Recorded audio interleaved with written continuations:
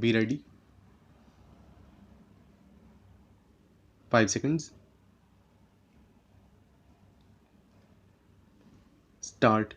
So far as the argument raised by the learned counsel for the accused with regard to the witnesses being closely related and no independent witness has come to support the prosecution case, we would like to mention that it is the settled legal proposition that evidence of undisputedly interested witnesses or related witnesses cannot be discarded outright on that very sole ground.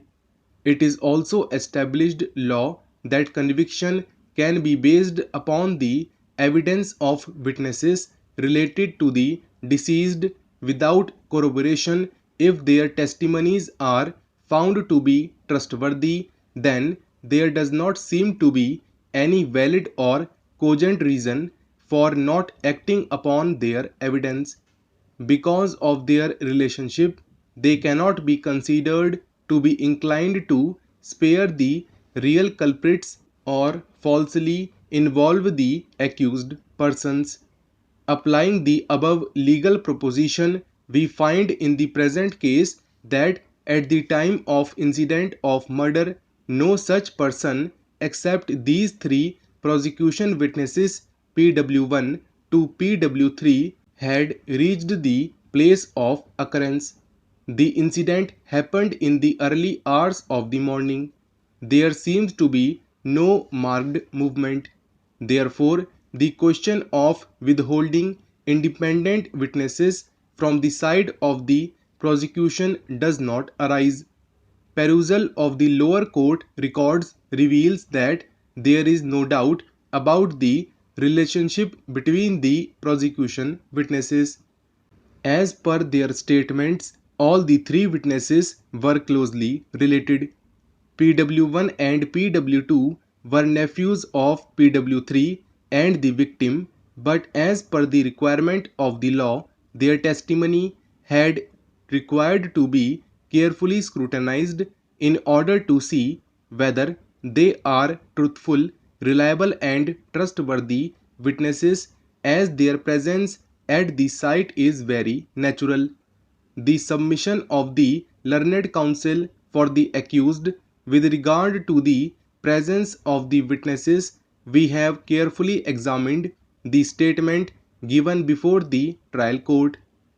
PW1 Suresh stated in his statement that at the time of the incident he was present near the well, and another witness, Baldev, was also standing nearby from that place. Consequently, the ocular version of these witnesses inspires confidence.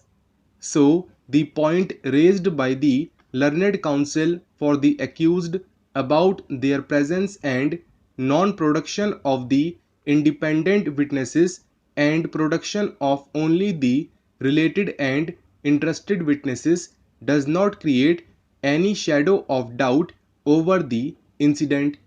Therefore, we hold that the argument raised by the accused counsel on this score has no substance. The next point of contradiction raised by the learned counsel for the defense is with regard to the number of injuries.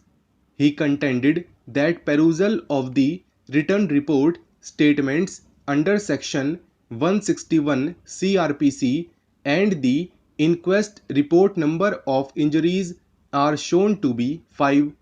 Even in evidence, 5 injuries were suggested to the victim. The post-mortem report, however, mentions 3 injuries as ante-mortem injuries. Under these circumstances, the testimony of the prosecution witnesses PW1 to PW3 have been challenged and asserted that they have not seen the incident. Medical and oral version are inconsistent and witnesses are not believable. In rebuttal, learned AGA has contended that these witnesses perhaps reached at the time when Raman accused was assaulting with lathi. there might have been earlier blows. The injuries mentioned in the written report and the inquest report are practically similar. It is further submitted that the victim was wearing clothes which was found to be blood stained. It appears that swelling on the right knee and the swelling on the left temple region was not marked by the medical officer who had examined the dead body after 1.5 days of the death. It was just possible that those swellings might have subsidized or may not have been marked, which could invite the attention on this point.